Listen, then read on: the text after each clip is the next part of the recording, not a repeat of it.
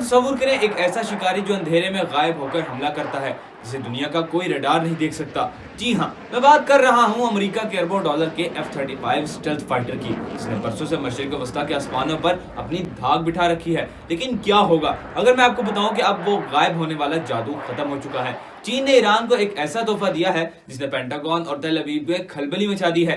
YLC-8B radar system ये सिर्फ एक मशीन नहीं, स्टेल्थ टेक्नोलॉजी का मौत का परवाना है। आज की इस वीडियो में हम इस सिस्टम की वो गहरी तफसीलात देखेंगे जो शायद आपको मेन स्ट्रीम मीडिया पर ना मिले। क्या अब इसराइल के F-35 ईरान की हुदूद में दाखिल होने की हिम्मत करेंगे? वीडियो को आखिर तक देखिएगा, क्योंकि 10वें मिनट पर मैं आपको वो खुफिया वजह बताऊंगा कि चीन ने टेक्नोलॉजी खुद क्यों नहीं रखी बल्कि ईरान को क्यों दी। पहले ये समझे कि स्टेल्थ तैयारा होता क्या है। लोग समझते हैं कि ये नजर नहीं आता, ऐसा नहीं है। ये रडार की लहरों को जज्ब कर लेता है या उन्हें टेढ़ा करके वापस नहीं जाने देता। लेकिन चीनी इंजीनियर ने एक अलग रास्ता निकाला है। YLC-8B जिस टेक्नोलॉजी पर काम करता है, इसे हम UHF यानी अल्ट्रा हाई फ्रीक्वेंसी कहते हैं। अब यहाँ एक बहुत दिलचस्प हकीकत है जो शायद आपको हैरान कर दे। आमतौर पर लोग समझते हैं कि स्टेल्थ तैयारे हर रडार के लिए गायब होते हैं, लेकिन ऐसा नहीं है। अमेरिकी F-22 और F-35 को मखसूस हाई फ्रीक्वेंसी वाले रडार जैसा कि एक्स बैंड को धोखा देने के लिए डिजाइन किया गया। इनकी बॉडी पर मौजूद खास पेंट इन छोटी और तेज लहरों को जज्ब कर लेता है।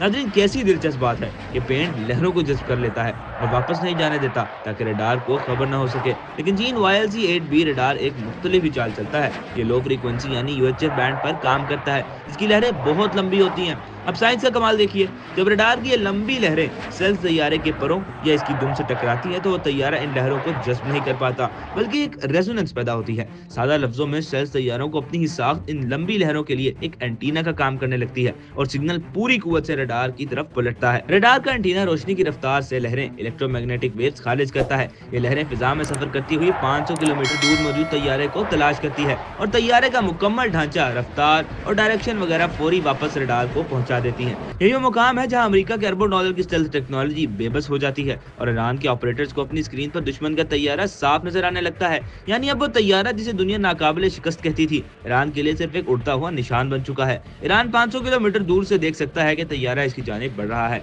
अब सवाल यह है कि ईरान के लिए ये वक्त ही क्यों? दोस्तों, ईरान की एटमी तंसीबात हमेशा से इसराइल के निशाने पर रही है। इसराइल कई बार धमकी दे चुका है कि वो अपने F-35 के जरिए तेहरान तक पहुंच सकता है। ईरान के पास पहले से S-300 और बाबर 373 मौजूद थे, लेकिन उन्हें देखने वाली आंख की कमी महसूस हो रही थी। इस रडार के आने के बाद ईरान का पूरा डिफेंस सिस्टम एक नेटवर्क बन गया है। जैसे ही कोई तैयारा इसराइल या किसी अमेरिकी बेस से उड़ेगा, ईरान के मिसाइल यूनिट्स अलर्ट हो जाएंगे। 15 से 20 मिनट का वार्निंग टाइम जंग का पासा पलट सकता है। अब आते हैं सबसे बड़े सवाल पर, चीन ईरान को ये सब क्यों दे रहा है? क्या ये सिर्फ दोस्ती है? नहीं, ये खालिस बिजनेस और सियासत है। दोस्तों, चीन जानता है कि अगर अमेरिका मशरिक वस्ता में ईरान के साथ उलझा रहेगा तो वो ताइवान की तरफ तवज्जो नहीं दे पाएगा।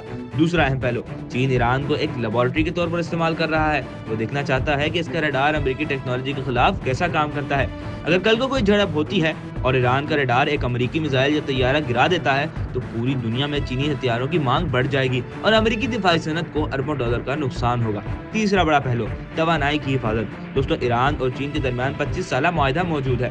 चीन को अपनी इंडस्ट्री चलाने के लिए सस्ते तेल और गैस की जरूरत है जो ईरान फराहम करता है। ईरान का दिफा मजबूत करने का मतलब है कि चीन की तवानाई की सप्लाई लाइन महफूज रहेगी। इस इलाके में अमेरिका की मौजूदगी चीन और दीगर ममालिक के लिए मुस्तकिल खतरा है। इसलिए चीन चाहता है कि अमेरिका को नाकाम बना दिया जाए। इसलिए चीन खुलकर ईरान को पूरी साजो सामान से लेस कर रहा है। आखिर में ये समझना जरूरी है कि हम एक ऐसी दुनिया की तरफ बढ़ रहे हैं जहाँ टेक्नोलॉजी अब सिर्फ मगरिब की जागीर नहीं रही। चीन और ईरान का ये गठजोड़ मशरिक वस्ता के नक्शे को हमेशा के लिए बदल सकता है। दोस्तों, ये थी मेरी आज की वीडियो। और अगर आपको लगता है कि मैंने कुछ चीज गलत बोली हो या इररिलेवेंट बोली हो, कमेंट्स में मेरे साथ जरूर शेयर कीजिए। उड़ान चैनल मीडिया को सब्सक्राइब करें और मोहम्मद हमदान आसफी को इजाजत दीजिए। अल्लाह हाफिज।